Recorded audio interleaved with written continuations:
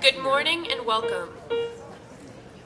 It's so good to be together. My name is Nixie Clifford, and along with many other members of the Senior High Youth Group, it is a joy to be leading worship with you all this morning. We extend a special welcome to everyone visiting us for the first time and to the family and friends who are joining us today.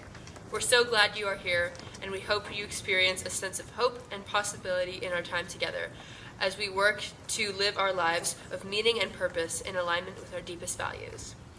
For over 160 years, First Universalist has been a community proclaiming the power of love and hope, where we invite each other into a rhythm and practice of giving, receiving, and growing together.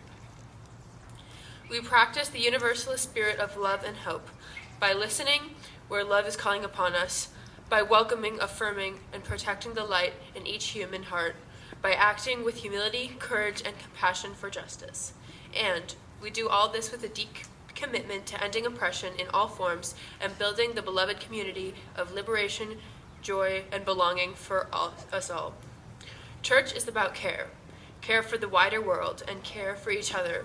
In some ways that we are expressing care during this ongoing COVID-19 pandemic is that we encourage all who can be to be vaccinated. We ask you to stay home if you feel sick or are waiting on COVID test results.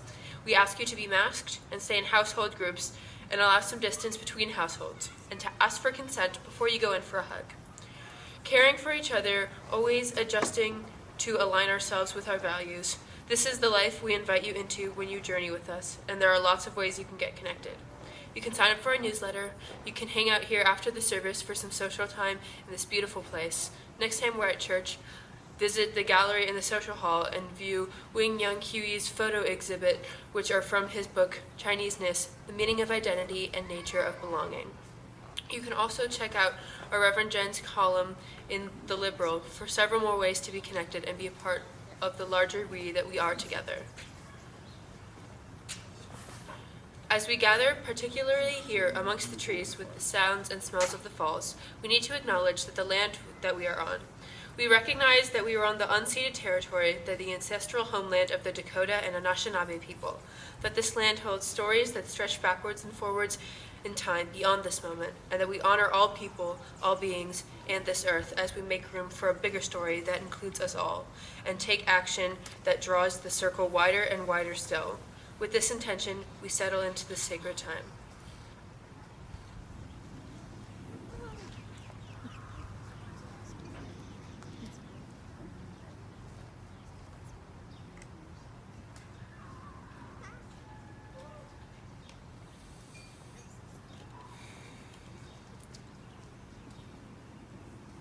Good morning. It is so good to be with you all this morning. I'm so glad you're here. We've been waiting for you. Those are the words Reverend Jen offered us as we greet Dr. Glenn Thomas Rideout back from his medical leave. She invited us, yes, not to ask questions about medical matters that are private, but to use these simple words that speak the truth of our hearts.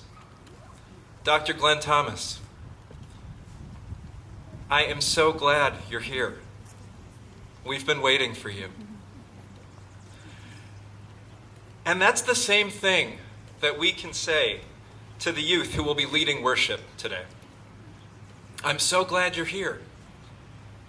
We have been waiting for you. You know, there's a strong temptation to cast these youth as heroes in the story of our shared future. And there's good reason for that. These are truly amazing human beings. Yet we need to guard against the easy move of hearing their wisdom and thinking they are so inspiring and smart. Our future is in good hands. As we say here at church in so many ways, we need all of us in. And right now, as we prepare to receive the wisdom and stories of these youth, here's what I want to invite us into as a congregation. Receive these young people not as saviors of our future, but as people taking their seats by our side, shoulder to shoulder as we create a new and better future together. When you see them working on things today and in the days and weeks and months to come, rather than knowing that they have it, move in alongside and ask, how can I help? Working side by side, lending our strength to the same shared tasks, that's how we will weave together our intergenerational web. I'm so glad you're here. We've been waiting for you. How can I help?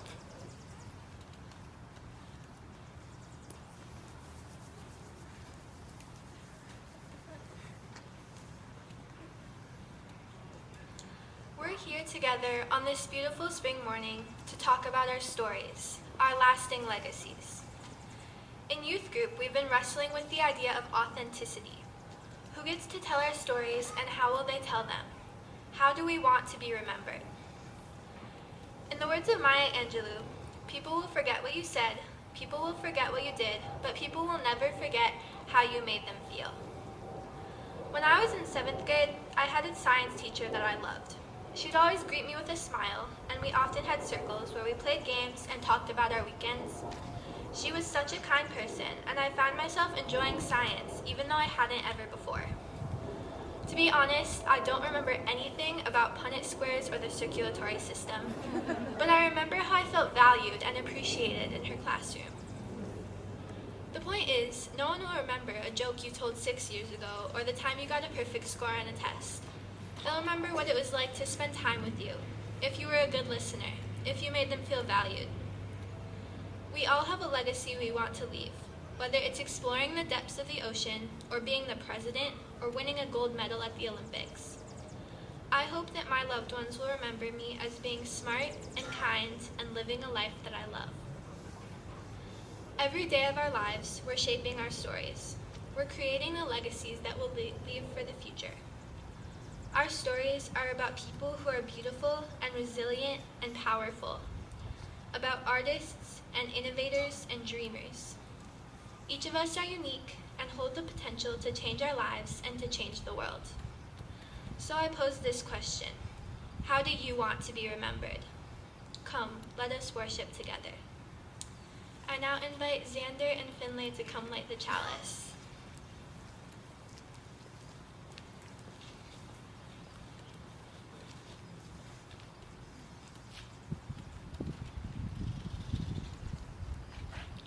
Love is the spirit of this church, and service is its law.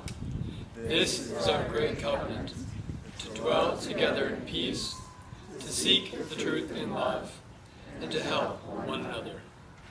Thank you. And next is the story.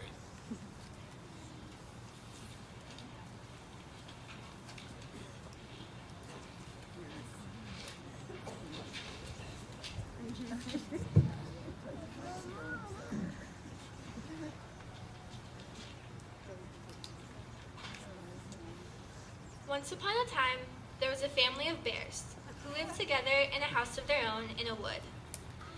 They each had a bowl for their porridge, a little bowl for the little wee bear, and 2 great big bowls for his parents, the great big bears. They each had a chair to sit in, a little chair for the little wee bear, and 2 great big chairs for the great big bears. And they each had a bed to sleep in, a little bed for the little wee bear, and a great bed for the great big bears. One morning, after almost finishing their porridge, they rushed out of the house because little wee bear had to get to school and the great big bears had to get to work. Meanwhile, a boy named Goldilocks was taking a walk through the forest, but he had been walking for a very long time. He started thinking, maybe I'm lost. And then it started to rain, first very softly, but then it started pouring. He felt his stomach grumbling and decided that before he figured out how to get home, he needed to find something to eat and he needed to rest. In the distance, he saw a beautiful house. He walked to the house and knocked on the door. When no one answered, he turned the doorknob, and thankfully, it was unlocked. Several hours later, the family of bears returned home to find Goldilocks sleeping in one of their beds, having eaten all of their leftover porridge and all of their favorite snacks. They called the neighborhood safety team to get help. They were scared and concerned. The neighborhood safety team leaders walked from their houses to the bear's house. As they walked through the woods, 2 reporters, who had been waiting for days to report on something exciting happening in the woods, followed the safety leaders to the bear's house. This just in, a family of bears called in a safety team when they reportedly found a human boy sleeping in their cub's bed. We're here outside their home, live with the bear family. Can you tell us what happened in your home today? Yeah, this morning was pretty rough. It was raining, and our cub got up way too late, so we were rushing to get out the door. After finally getting him out of bed, we rushed to get something to eat. We had left our barely touched porridge on the table, and we rushed to make our beds and put in our chairs. We bolted out the door, and when we returned, our house was a mess. The bowls of porridge we had left on the table were empty, and our baby's chair was broken and in pieces on the ground. At first we suspected a robbery. Our cub ran off further into the house before we could determine if it was truly safe, so of course we rushed after, only to find A human child, fast asleep in the youngest bed. All around, the beds were messy and unkept. There were porridge stains on the sheets. Is there anything else you'd like to tell us today? No? Okay. Let's go find Goldilocks. Can you tell us what happened here today? Why did you come into the bear's house? Well, I was up early in the morning and I decided to go for a walk in the forest. But it started raining and I got lost. I suddenly came upon this beautiful house. I was tired and I knocked on the door hoping to be let in, but nobody answered. Maybe nobody was home, or maybe nobody lived here. Who would live this deep in the forest anyways? I tried the door and it was unlocked, so no one maybe lived here after all. As soon as I walked in, I saw 3 bowls set out neatly on a normal-sized table. They were set out in front of chairs that matched their sizes, but I thought nothing of it, and I was really hungry. I figured I would eat from the biggest bowl, but that was way too much food. Turns out the smallest bowl was the perfect size. But then when I sat on the tiny chair, it broke. All that food was making me sleepy, so I went in search of somewhere to sleep and I found a perfect small bed. The others were way too big for me. And when I woke up, there were these huge, scary bears standing over me. I thought they were going to eat me. So I went back to sleep, thinking it was a dream. But then you all came here to show up and talk to us. So, you mean you didn't come in to rob us or to scare us? You were just lost in the woods and needed someplace safe to stay? Yup. Sorry for breaking in your house, eating your food, and breaking your chair. I'll help fix the chair and make some more porridge for you. Thank you. Well, there you have it, folks. It appears it was just a misunderstanding. Hopefully next time, the story will be even more adventurous. There are multiple sides to every story, and it's important to know who is telling your story. Now, congregation, we invite you to turn to someone near you and share about a time when you heard a side of a story that changed your understanding of what happened. Please end your conversation as the music starts.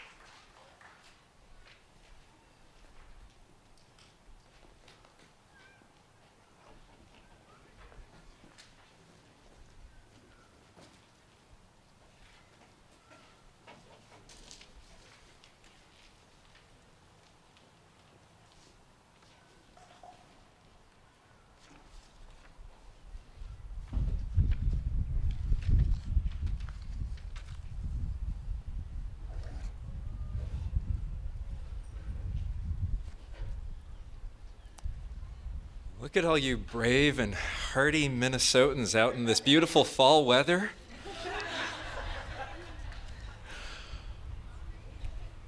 Dear ones, as we move into this time of prayer and meditation, I want to invite us all to slow down. There's only one service this morning. So let's settle in and savor these moments together.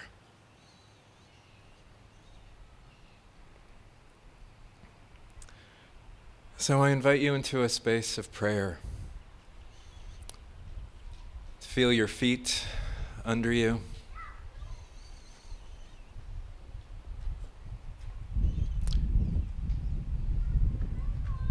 Feel your body held by the earth.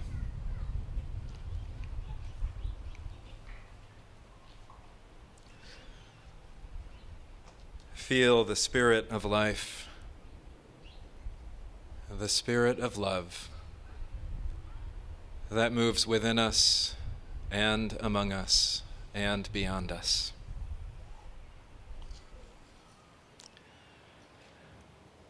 The trees are speaking to you.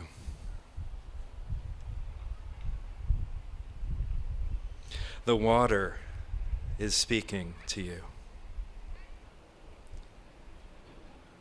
The wind and the birds and the flowers, every living thing tells a story.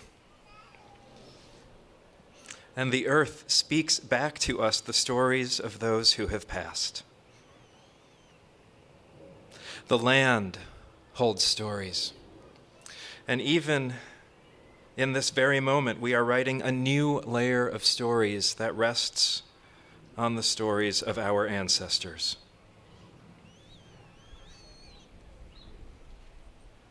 Feel these stories. Know yourself held. Our bodies know that we are swimming in stories every moment of our lives. Pray that we might receive these stories with open hands, open hearts, open minds that meet complexity with curiosity, not contraction,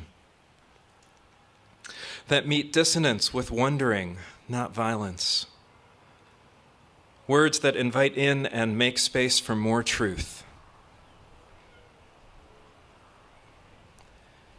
Into this space where we let complicated truths be complicated and pray for the courage to face a wholeness we may never fully comprehend. We bring all that we carry in our hearts. And I invite you to speak aloud or hold in tender silence what you would like held in community this morning.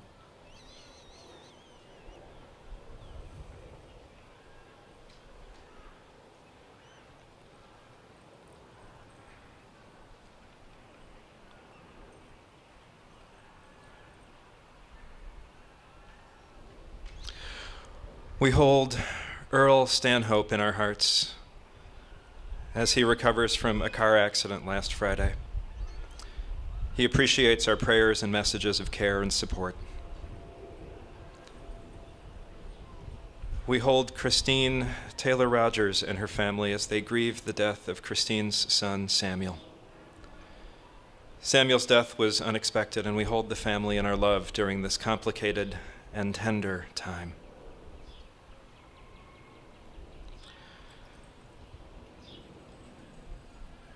And so we pray that the grip of addiction be loosened, that the weight of oppression be lightened. We pray that truth be told. We pray that joy break through. We pray that love make every suffering bearable for us all. May it be so. Amen.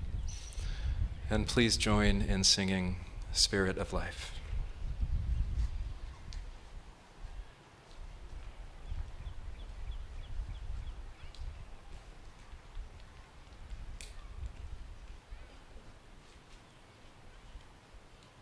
Spirit of life.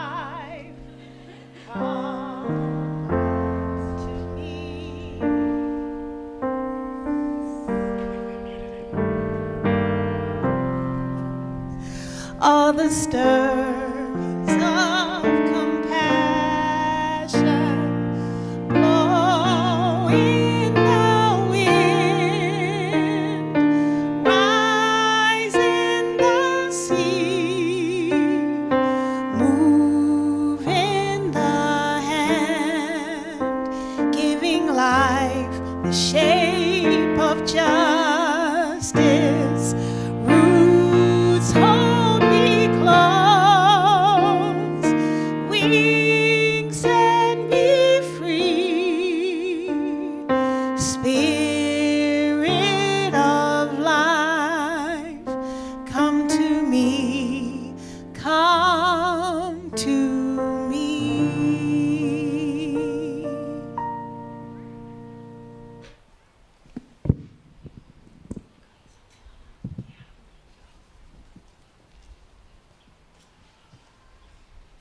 Thank you for that beautiful singing. As some of you may know, my mom is a life coach. There are a lot of interesting things that come with having your mom be a life coach. But one in particular that I absolutely hated was the way that when I was stressed, she would ask me, "What story are you telling yourself right now?" I cannot explain how furious this made me. How dare she insinuate that I was just telling myself a story? This was my reality, and it was painful, raw, and vivid. Her question is a well-practiced life coaching trick to encourage someone to reevaluate the story that they're telling themselves in that moment. Doesn't change the fact that it drove me up the wall every time she asked it. Later on, when I was in an outpatient program, a therapist introduced me to a new term, cognitive distortions. That was right. That felt true in my body. I wasn't actively telling myself a story to trick myself into being anxious. My brain was distorted by whatever chemicals were at work, and it was my job to look past the distortion. So, that's the new word we use to refer to my thought process when I am anxious, overwhelmed, or depressed. It works much better. And while I'm so grateful that there's another term that feels more right to me, I've never been able to not overanalyze myself and why I behave the way I do. So I asked myself, why does the idea of telling yourself a story bother you so much? In this case, both terms are referring to the same idea. The conclusion that I came to is that I associated a story with something that is made up, untrue, and generally inaccurate.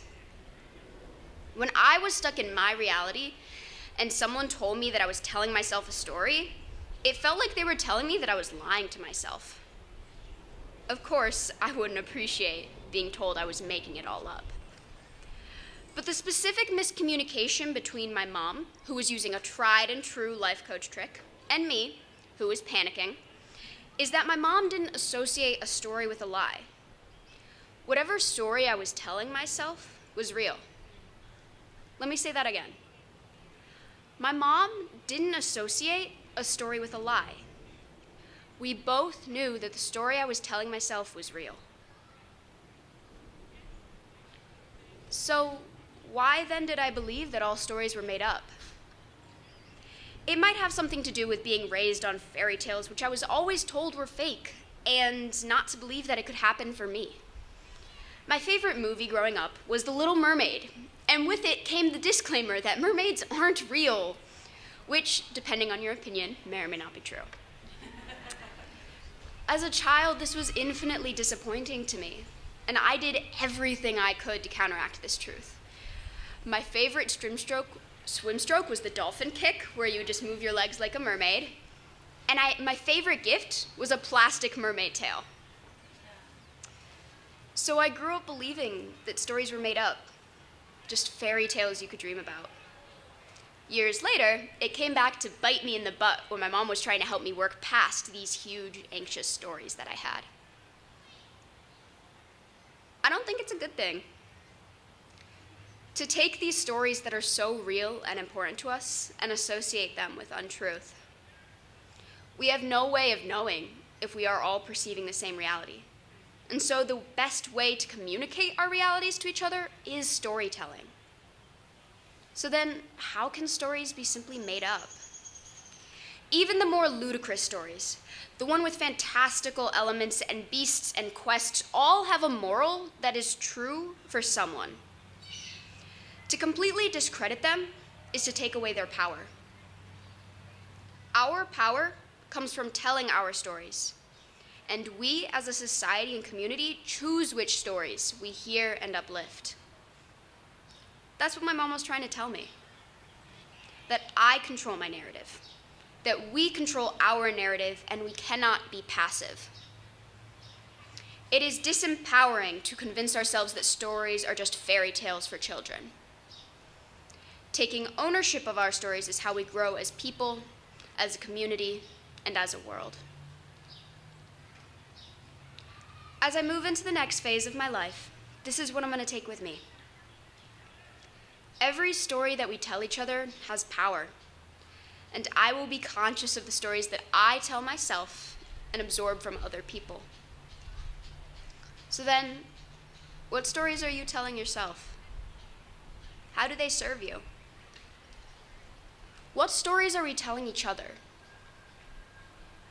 And how can we be deliberate in the stories we tell, uplift, and share to better ourselves as a community? I leave you with the hope that you will find your power in being deliberate with your stories. May it be so. Amen.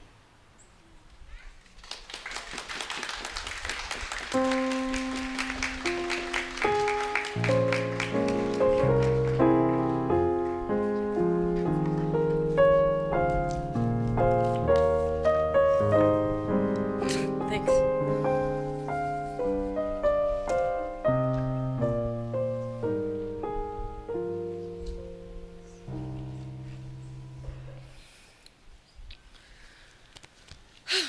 Gotta take a breath for a second. So, I've always been in love with the idea of mythology. By the time I was in grade school, The Hero's Journey, The Power of the Myths by Joseph Campbell had become a refuge for me. Whenever I was scared of something at school, I busied my mind imagining 1,000 different heroes' journeys. Who was the hero in this predicament? Spoiler alert, it was me.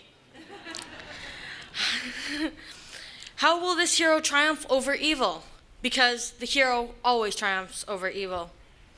That's a pretty reassuring lens through which to see life, especially for a young girl who lives in fear of whatever the school bully will do next, and the even more crippling fear of who the next bully will be, who might be lurking around the next corner of the school building. Seeing it all as my own hero's journey somehow made it a little bit more bearable. The suffering was just a preamble to a truly magnificent story in which I prevail. Liv Dalby saves the world. Telling myself that got me through each day. I so wanted to be the hero, running into school with a bright red cape fluttering behind me, my chest puffed out, and a triumphant smile on my face. But in real life, the sight of other girls my own age only meant one thing: danger. And poof, the things those girls said to me and about me had the power to instantly dissolve my cape, my big smile, and my belief in myself. Their stories of me were more powerful than the ones I had of my own. So the first time I heard the question, "Who tells your story?" it made me realize I don't really know. It also made me revisit a few secrets I've kept. For one, underneath my go-for-it attitude, the fear is sometimes near paralyzing. At times, I feel like I'm trying to wade through a pool of big ideas and high hopes, but my feet are stuck in the mud of some very deep, very sticky self-doubt. So I tried to write about this and share that secret with a few of my classmates. And here's what happened. One of the first comments I heard was, well, I think you're a very self-confident person. We went around the room, each person trying their best to reassure me, speaking carefully, They replaced the truth I knew with the truth they believed, or wish I could believe.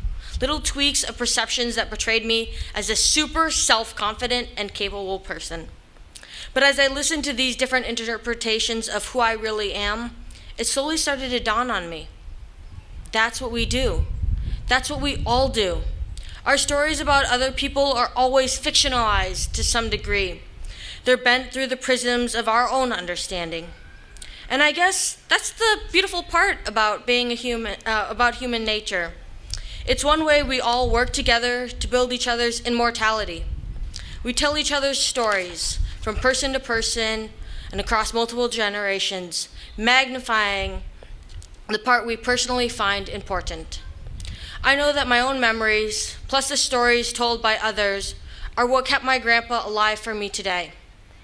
It's just that, if we're not careful, we can forget to tell our own stories, fears, embarrassments, and wobbly parts included. Heck, we can even forget to even figure out our own story. So let me tell you one part of my story. Something I've never told anyone except for my mom. It may sound petty or trivial, but it hasn't been for me. It's a hard grain of truth that has ground in me so deeply that it has shaped the way I carry myself and present myself in this world.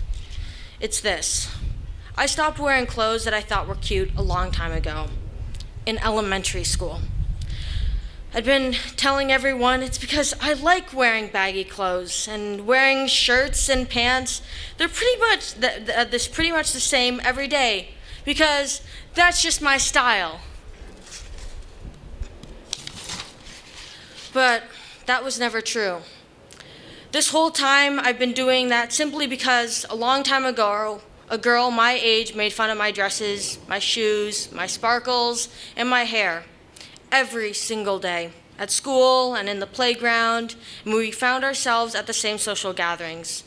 I began dressing baggy, basic, and plain colored, not because I love it, but because I was so worried about what others will think about me. And those kind of clothes leave so very little to react to. I'm actually still afraid of hearing that 8-year-old's voice mocking the very thing that had once made me feel like my bright and shining self. And what a waste. I let some little girl who was probably just wrestling with her own insecurities rewrite the fundamental narrative of who I am. And to protect myself from the teasing, I embraced her ridiculous, completely false narrative. That when I dress in something that looks pretty to me, I'd be ugly, it would be ridiculous and mockable. Am I saying that starting today, as I finally begin to throw that story into the garbage can, I'll be starting to wear dresses, sequins, or ruffles? No. At least the sequins part seems very unlikely. I'm saying that now I see how much power and self-esteem I gave away. 10 years later, that other girl and the gaggle of little girls who laughed and pointed with her still have the power to terrify me. Over the year, I alone magnified their power. Over the year, I extended it to include all girls my own age I might ever encounter in life. Until this year, where I forced myself to actually be myself around a few girls, well, women really, at school who seemed nice. Turns out they are really nice, and so are the guys. And they're interested in who I really am. And I can say with confidence, they would never make fun of me. That's about them, of course, but it's also about me too. This is about me finally taking back my own story, knowing that I have the power to discern kind people from bullies and to find people who are good friends to me. And that in my tale of triumph, Liv Dalby saves their own world because she has friends. And while I no longer am willing to abdicate my own narrative, I recognize that I still need to lean into the stories that others have about me. Isn't that what we all need? To have the people we trust play things back for us sometimes? To hear what other people cherish or challenge or reinforce about us? For me, that's the tricky thing about being an individual and a community member. Accepting that others will always have impressions of me, opinions of me, their own stories to tell about me, but it's up to me to decide which one really matters to me. Because whatever we do with these stories that originated from people outside ourselves, the only truest stories of us is the truth we know, from the inside out, whether we ever share it with anyone or not.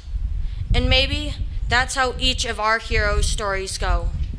Someday, after generations have gone by, our bodies will turn to dust, indistinguishable from Earth itself, while our stories, the last living immortal remnants of who we really are, will slowly change shape too, with a truth indistinguishable from myth.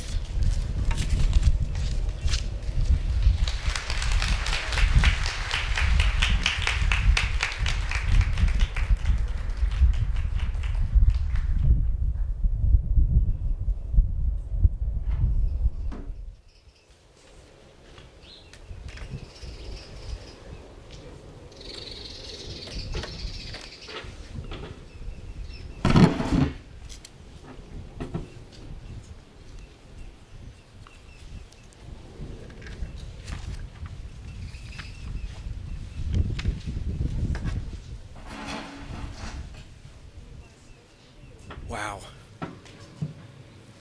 Thank you. Thank you, Liv. Thank you, Aliana. Friends, this is what church is about, isn't it? Learning to tell more of our truth in community, loving each other into wholeness, naming and claiming all of who we are.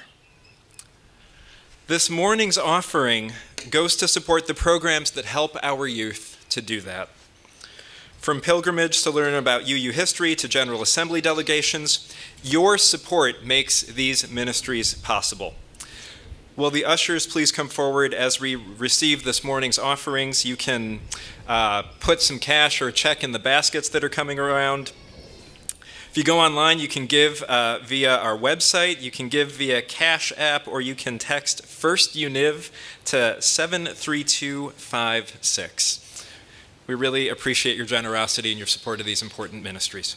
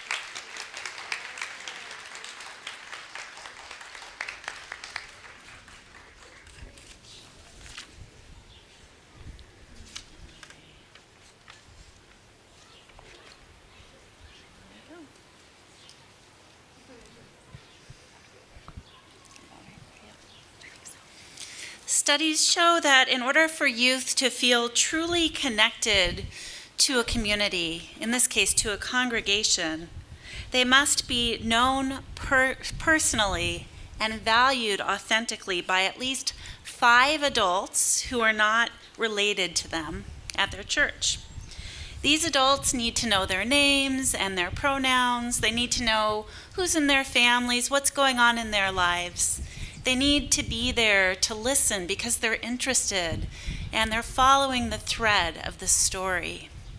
And they need to show up and show up and show up again. That's how the threads of connection are strengthened into something reliable and trustworthy.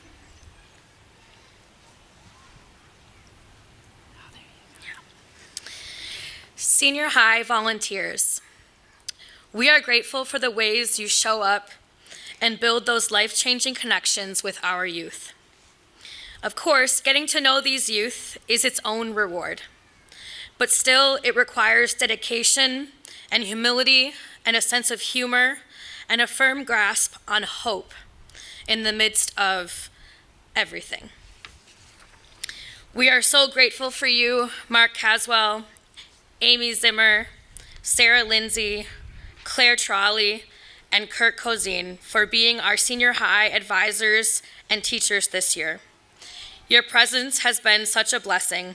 We honor and thank you.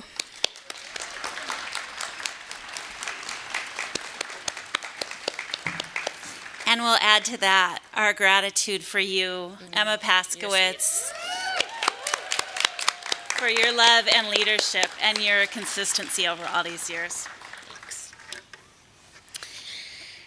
Bridging is a UU ritual in which we mark our graduating seniors' transition into young adulthood. We have great anticipation for how you will shape and steward our religious tradition through the decades to come. But in this moment, we pause to acknowledge your contributions to our religious community through your years in religious education at First Universalist Church. Seniors, all of you. Some of you were among our first little class of chalice lighters. We've celebrated many milestones with you, from child dedication to first grade Rainbow Path graduation to 9th grade coming of age. As teens, you've taken care of our young ones and taught religious education classes. You've traveled to Boston. You've served as worship associates. You've served as delegates and youth staff at the Unitarian Universalist Association General Assembly. As a class, you have wrestled with big questions, changing relationships, and a global pandemic. You've challenged each other and us as a church community to address white supremacy culture, to center our mental health, and to make our spaces and programs more accessible to everyone. You've cared for each other in countless ways, and you are truly an inspiration to this entire congregation. And for me personally, you have provided so many rich and joyous opportunities to enhance my beliefs as a Unitarian Universalist, my connection to this church community, and to get to know all of you and your families. I have learned so much from you, and I am grateful beyond words. We love you so, so much.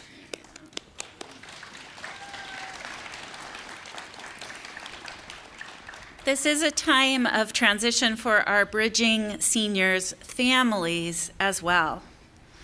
Parents and caregivers, we are here for you as your youth take flight. Let in the joy and the grief that live side by side at this milestone. We know and say often it takes a village to raise a child, but really all of us needs a village. Parents and families, the village is with you in this tender time of letting go. At this moment, we'd like to invite all of our graduating seniors who are here with us, wherever you are, to come to the front and line up in front of our chancel. So we'll have some of you on this side, some of you on that side.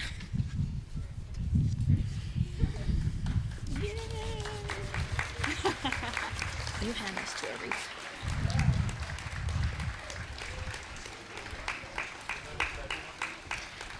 Yeah.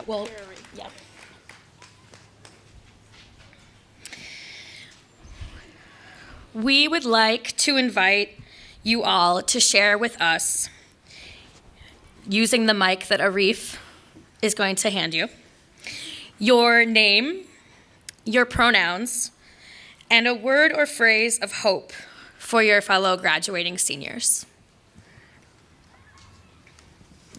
Hi, I'm Ian McMahon Hinkleman, he, him pronouns, and I'd hope that everyone achieves the impact they want to achieve in the world. My name's Ailey Moriarty, she, her pronouns, and I hope that you all have fun. My name's Subin Ali Kakamo, and my pronouns are he, him. And the things that I would wish for is selflessness and resilience for all of you. My name is Liv Dalby. I use she, her pronouns, and I hope you all find friendship. My name is Aliana Herman Campana. I use she, her pronouns, and I hope you all find some peace. My name is Satya Mamdani. I use she, her pronouns, and I hope we all find a community as strong as this one. My name's Nadia Beerbaum. I use she, her pronouns, and I hope all of you find the courage to know your worth.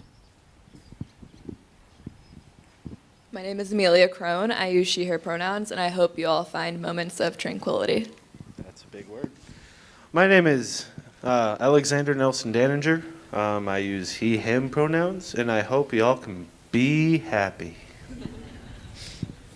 My name is Finlay Gordon. I use he, him pronouns, and I hope you all find a place to call home and people to call family. My name is Ray Ray Blyfus. I use she, her pronouns, and I hope you all live in the moment and enjoy it. My name's Greta Wilbur, and my pronouns are she, her, or they, them. And I hope that everyone finds their passion. My name is Sylvia Lepic. I use she, her, and I hope that we all never stop growing and learning. My name is Isaiah Curtis. I use he, him pronouns, and I hope that everyone keeps self-reflecting.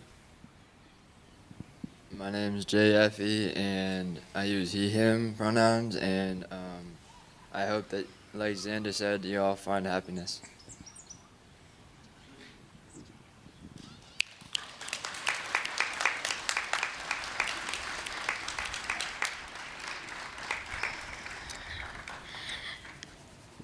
Now we've come to the point of the service that our graduating seniors have been waiting for, the moment when we give them their chalice pillows.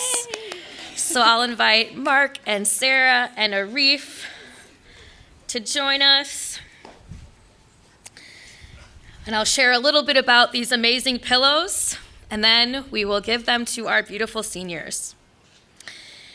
This year, our amazing Chalo Pillow volunteers, Carolyn Liebler, Judith Gritner, Sarah McMullen, Marnie Peichel, and Jennifer Haynes, sewed a beautiful pillow for each of our seniors. They stitched the rainbow strips of fabric together. They sat with needle and thread and embroidered a flame. At every step in the process, they added love. Graduates, these pillows are the embodiment of our love for you and a reminder that you are guided by principles of faith that are tried and true. You are held by this community wherever you go.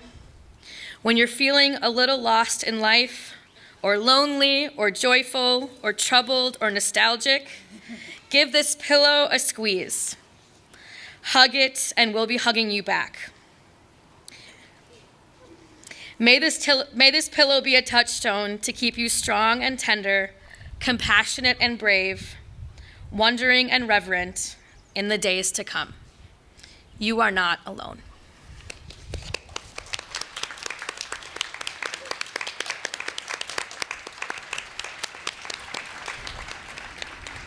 All right, Bridgers, you may be seated.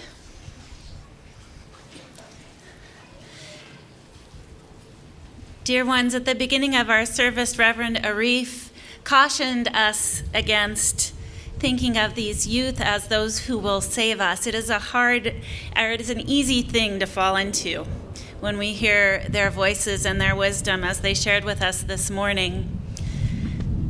But I hope that you will remember as you go back into your life that what these youth have shown us is the power of speaking their truth, of seeking the story that belongs to them, of living with authenticity and being courageous in sharing what they know, rather than asking us to believe that theirs is the only story. They have asked us to do what they are doing. Find our stories and listen to the stories of others as we go through our lives so that it becomes more complex as we go. So as we leave from this place, may we keep our hearts open, may we keep our minds open, and may we go with curiosity and love. Go in peace. Will you join now in singing Blue Boat Home? Because it wouldn't be Youth Sunday without ending on that note.